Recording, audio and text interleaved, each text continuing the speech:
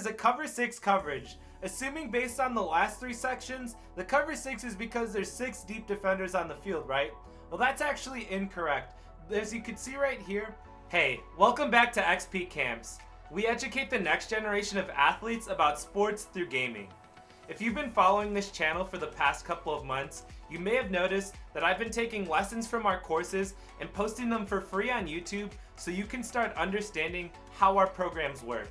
In this video, I cover the 4 foundational zone coverages that you need to know at the younger levels.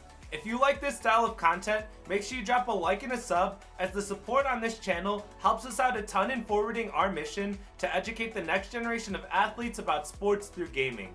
Now, if you stick around all the way until the end, I drop a bonus 5th zone coverage that I haven't covered in previous videos in the past, so you're going to want to stick around and check it out. As always, thank you for clicking on the channel, checking out the video. Now let's jump into it.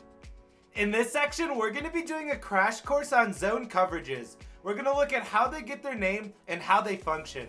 To kick it off, we're going to be looking at a cover 2 coverage. So a cover 2 coverage gets its name based on how many deep defenders are on the field. So in this coverage, we have 2 deep zone defenders with Morig and Epps over here. So this is going to be a cover 2 coverage. Now these deep zones, their responsibility is to not let anyone beat them over the top. Don't let an offensive player get closer to the end zone than you are, because then it'll result in an easy touchdown for the offense. So these deep zones are trying to keep all the offensive players in front of their face. Now, their responsibility is to cover all of the area from the middle of the field all the way to the sideline. So this is a lot of ground for one person to cover. So typically in a cover 2, the deep middle of the field and closer to the sidelines will be open, just because these deep zone defenders have too much ground to cover. So that's going to be their responsibilities. The next players we have are the cornerbacks in these light blue zones called hard flats, and you can see we have it over here too. Their responsibility is to defend all of the short and intermediate passes in the flat. And the flat is just the area that's from the numbers to the sideline, and it's all of the area from the line of scrimmage to anywhere from 5 to 10 to 15 yards back. It's just going to be all the shorter intermediate passes in this area of the field. So really, their job is to help out this deep zone with all of the short passes thrown in this area of the field. Same thing on this side. Now there's varying levels of flat defenders. So this is a hard flat. We also have, if we were to adjust this player really quick, we also have a soft squat, which is the same responsibility, but they're going to be defending a little bit deeper. And then they also have cloud flats. So you have cloud flats, soft squats, and hard flats. All have subtle differences, and if you want to know those differences, you could check them out over at xpcamps.com, where I break down cornerback responsibilities in more depth. But all you need to know for this video is they cover from the numbers to the sideline, and then anywhere from the line of scrimmage to maybe 15 yards back. The second players we're going to look at are these vert hook defenders, and their responsibility is to defend everything from the hash marks to the numbers, and they may get anywhere from 5 to 12 yards worth of depth. They're defending all of the short passes in this area. And so this defender and this defender, they're defending all of the short and intermediate passes thrown underneath this deep zone right here. So they're really just trying to help them out with all of those short passes underneath. Same thing on this side of the field. You have the vert hook, which is going to sink back about 5 to 12 yards deep and cover everything from the numbers to the hash marks right here. And then that leaves our last zone defender, which is going to be our middle read. They may also be called pull runners, and their responsibility is to defend all of the short and intermediate passes thrown towards the middle of the field. Now this defender is going to get much more depth than the vert hook. They're going to defend anywhere from 10 to maybe 20 yards deep. And the reason this middle read gets more depth is because, like we said, these deep zone defenders have so much ground to cover that the deep middle is typically going to be open, because these players have so much ground to cover, that it's this middle linebacker's responsibility to get a little bit more depth and try to defend any of these deep middle passes. Now anything beyond 20 yards is just going to go past this middle linebacker. This middle linebacker isn't going to sink all the way deep back here. Like I said, it's anywhere from 10 to 20 yards deep, maybe 25 yards of depth, but that's still a lot of depth for this defender. They're really just trying to help out with some of those medium passes thrown over the middle of the field, hence the middle read. And so that's the zone defenders. That's going to be 7 players. So the remaining 4 players that are on the field are going to be rushing the quarterback. But this is essentially how a cover 2 coverage works. But let's jump into the cover 3. So the second coverage we're going to take a look at is a cover 3. Similar to a cover 2, it gets its name based on how many deep defenders are on the field. So as you can see, we have 1, 2, 3 deep zone defenders on the field. So this is why it's called a cover 3 defense, because of the 3 deep defenders. And so their responsibility, same thing as the deep zones in the cover 2. They're not letting anybody get further than them on the field. They're not letting any offensive players get past them and get closer to the end zone, because then that would result in an easy touchdown for the offense. So this deep zone, they have all of the deep passes from the numbers to the sideline. And again, their responsibility is to keep all the offensive players in front of their face. Same thing on this side of the field. This defender has from the numbers to the sideline and all of the deep passes on this side of the field. And then you have the deep middle zone, the single high safety, and their responsibility is to defend all the deep passes from just beyond this hash mark to just beyond this hash mark. Really just the middle of the field is their responsibility. And so as you can see, and we cover this in a separate video, the spaces in between these deep zones are going to be open in this coverage. This green grass right here, this is called the seam, and I break down in our 3 real ways to beat a cover 3 defense video and our seam video, how to attack this spot on the field.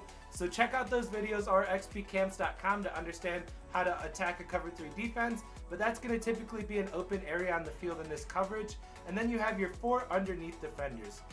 So the first one I'll highlight are these purple defenders called the curl flat. We have them right here with Epps and right here with our outside linebacker.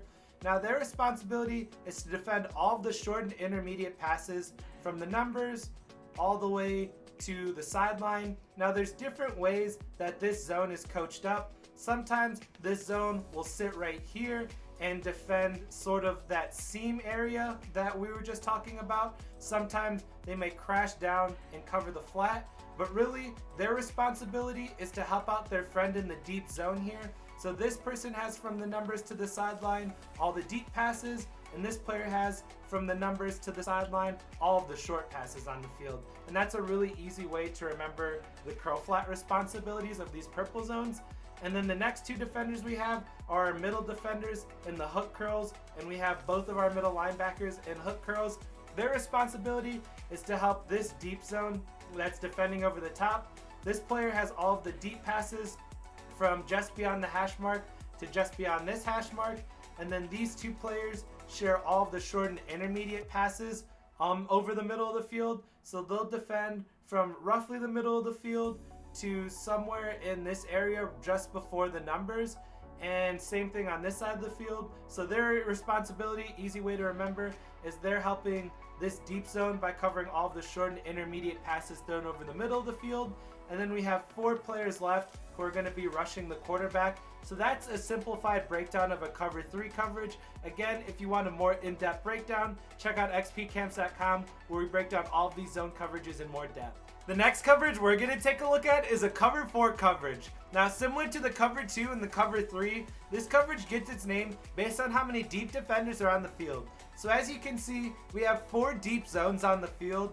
These outside defenders, similar to a cover 3, are going to have from the numbers all the way to the sideline, and they're going to be covering this deep quarter on the outside. Same thing on this side, from the numbers all the way to the sideline.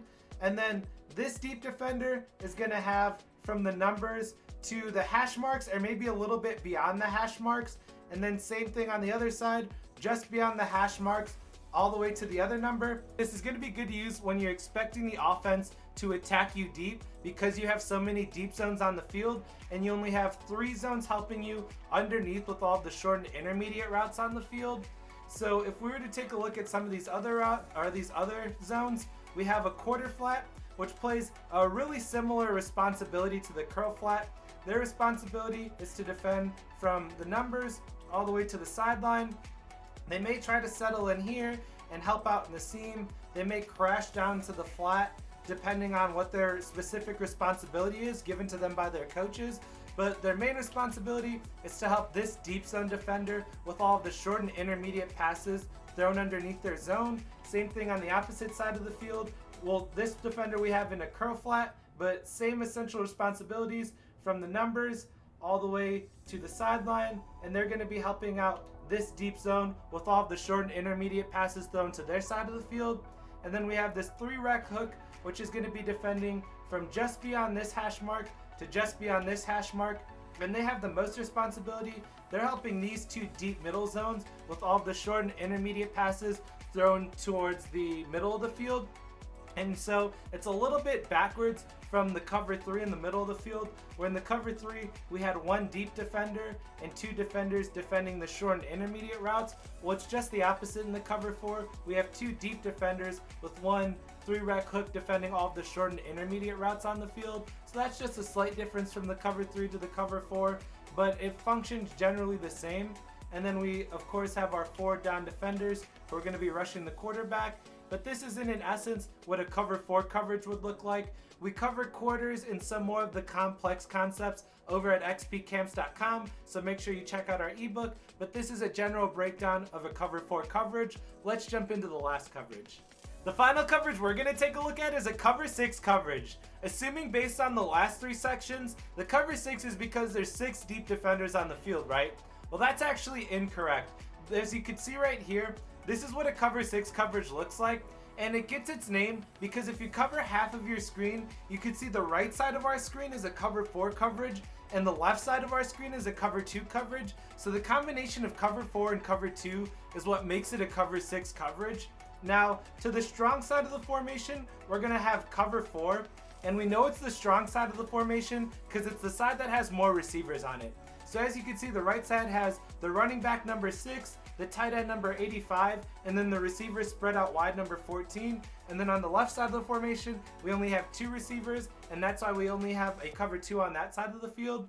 But the responsibilities still break down the same. On this half of the field, you have the deep zone defender who's covering from just beyond the hash mark to the numbers. And then we have this deep zone who's covering from the numbers all the way to the sideline. And then we have the quarter flat right here, Max Crosby, who's going to be covering from the numbers all the way to the sideline, and they're defending all of the short and intermediate routes thrown under this deep zone.